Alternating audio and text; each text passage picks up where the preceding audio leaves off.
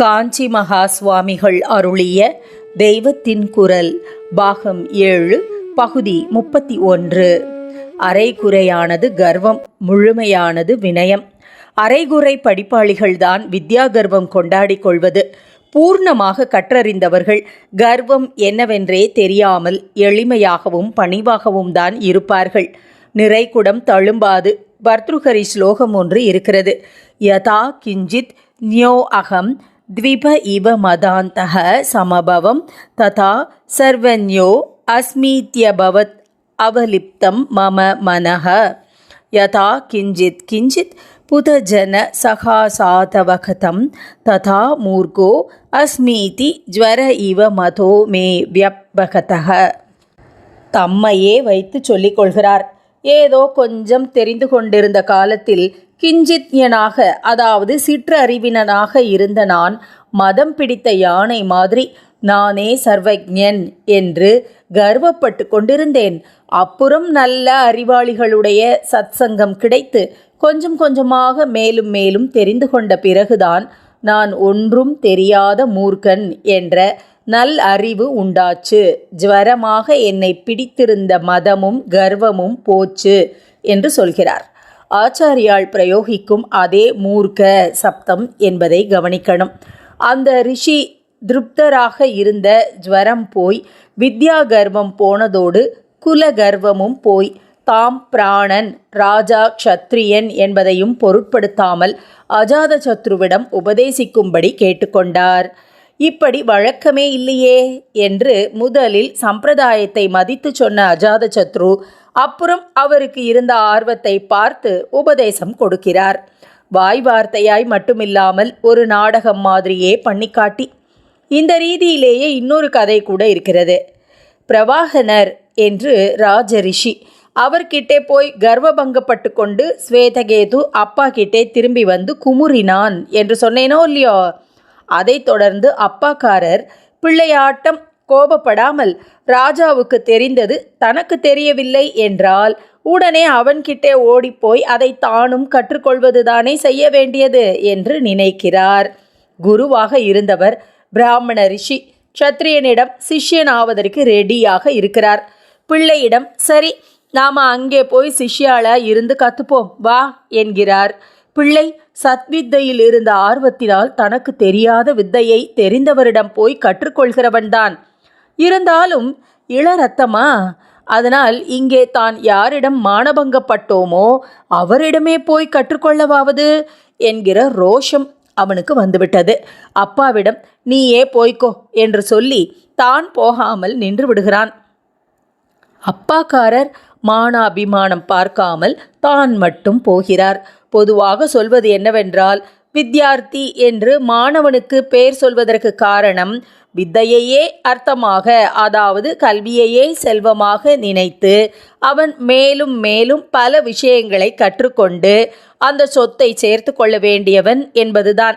அதே மாதிரி அவன்தான் தர்ப்பம் என்கிற கர்வகுணம் இல்லாத வினயத்துடன் இருக்க வேண்டும் என்றும் வலியுறுத்தி சொல்வது. இதனால் வினீதன் என்றே அவனுக்கு ஒரு பெயர் சொல்வது. ஆனால் இங்கேயோ சிஷ்ய பிராயத்தில் உள்ள ஸ்வேதகேது ஒரே முறைப்பாகவும் அந்த முறைப்பில் வித்யாகிரகணத்தில் கூட அலட்சியமாகவும் இருக்க, குருஸ்தானம் வகிக்கும் அவனுடைய அப்பாதான் வினீதராகவும் வித்யார்த்தியாகவும் இருக்கிறார்.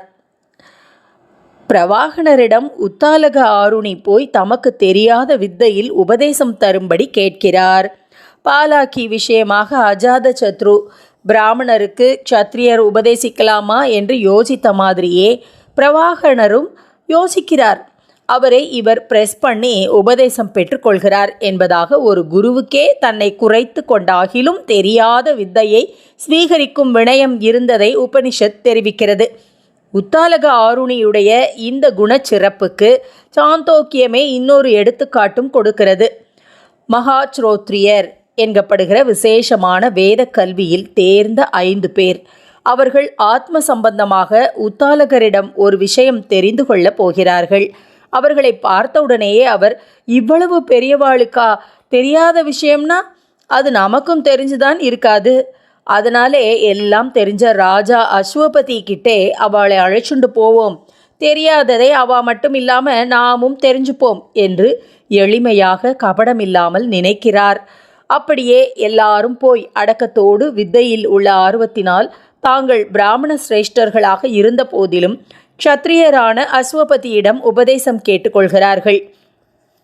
எதற்கு சொல்ல வந்தேன் என்றால், வழி சொல்லித் தருகிறவர் தாமே முதலில் சரியாக தெரிந்து கொண்டிருக்கணும். தெரிந்ததாக நினைத்து கொண்டு குருஸ்தானம் கொண்டாடி கொள்கிற ஒருவர் தெரிந்து கொள்ளவில்லை என்று ஏற்படும் போது அதை மனசார ஒப்புக்கொண்டு அப்புறமாவது குருஸ்தானத்திலிருந்து சிஷ்யஸ்தானத்திற்கு கூச்சப்படாமல் இறங்கி வந்து தெரிந்து கொள்ளணும்.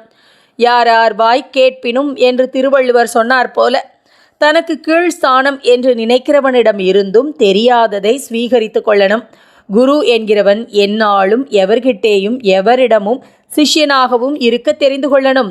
வழிகாட்டுகிறவன் முடிந்த மட்டில் எல்லா வழியுமே தெரிந்தவனாக தன்னை ஆக்கி கொள்ளணும்.